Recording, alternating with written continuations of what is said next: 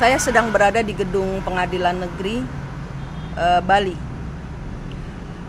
Ini sidang ketiga saya. Sidang pertama pembacaan pertemuan pertama lah. Sidang kedua diundur karena alamat tergugat tidak diketemukan.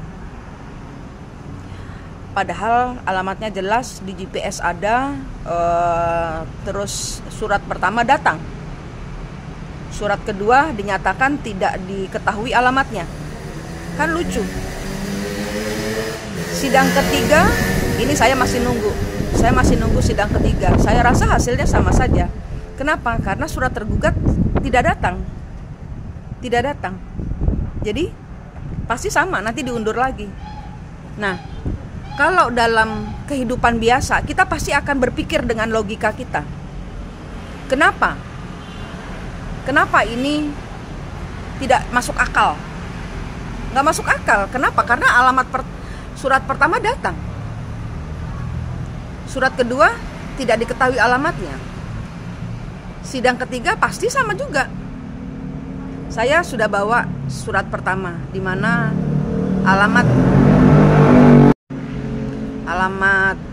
tergugat ada. Di sini kita nggak bisa pakai logika manusia biasa.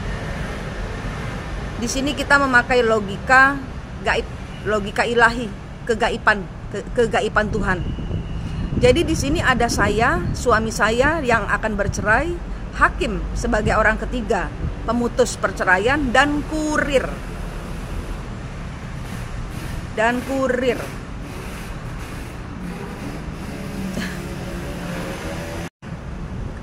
Kita kadang-kadang dalam hidup dihadirkan pihak keempat yang tidak kita pernah pikirkan. Di belakangnya orang keempat atau pihak keempat ada londo ireng kedua. Jadi katakanlah ini adalah zaman penjajahan ya, di mana Belanda ingin menjajah Indonesia melalui tangan londo ireng. Nah, kebetulan suami saya orang Inggris. Penjajahnya si suami saya orang Indonesianya. Menjajah lewat mana?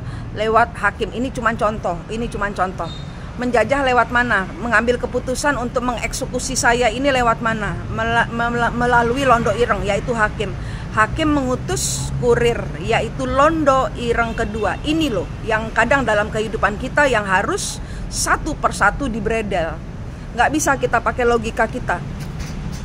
Nggak mampu akal kita untuk menembus dimensi gaibnya Tuhan. Dimensi gaib itu di bawah. Yang level bawah itu segala prasangka buruk, kecemburuan, itu ada di bawah.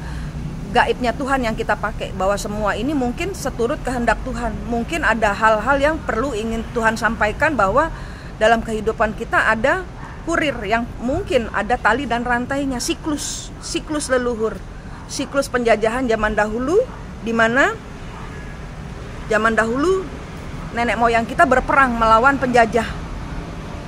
Ada pihak keempat di mana dia dibayar tapi dia juga yang tersolimi. Gitu.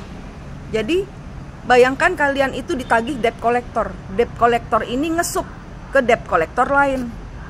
Anda yang meminjam uang kepada bank, kalau sudah langsung bayar ke bank kan berarti nggak perlu debt collector atau debt collector yang sub. Di mana debt collector yang sub yang ambil pekerjaan tembusan dari debt collector lainnya, itu kadang-kadang misinformasi. Kita masih tetap dibantai, kita masih tetap bully ya. Itu berlaku juga dalam kehidupan kalian berumah tangga.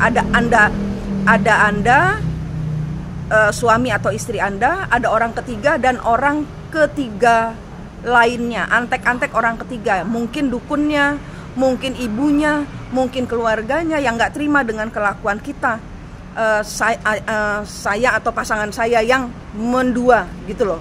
Jadi pakai logika ilahi untuk menyelesaikan hal-hal yang tidak bisa dilogika. Putus-putusin siklusnya. Karena keanehan-keanehan yang terjadi dalam kehidupan kita itu ada maksudnya. Yaitu ada orang keempat yang minta pertanggungan jawab. Bang, kamu waktu itu ngutus aku. Sekarang si orang ini bayar langsung ke bank, si bank nggak ngasih tahu ke debt kolektornya, sehingga tetap nagih, tetap bingung siapa yang bayar saya gitu. Ya, paham.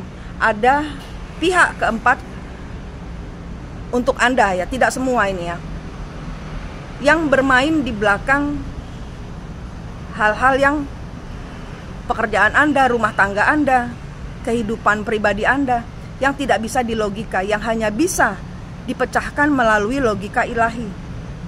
Itulah sebabnya saya selalu menyarankan kepada Anda untuk bertemu kembar jiwanya.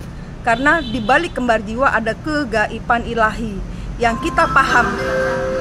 Ya. Panggilan sidang nomor perkara 286 Perdata Gugatan 2023 PNJ. Saya dipanggil. Panggil tergugat, para pihak, penggugat, Manik Kumala warganya tergugat, Alan John Taylor, para pihak dimohon memasuki ruang sidang. Saya masuk dulu.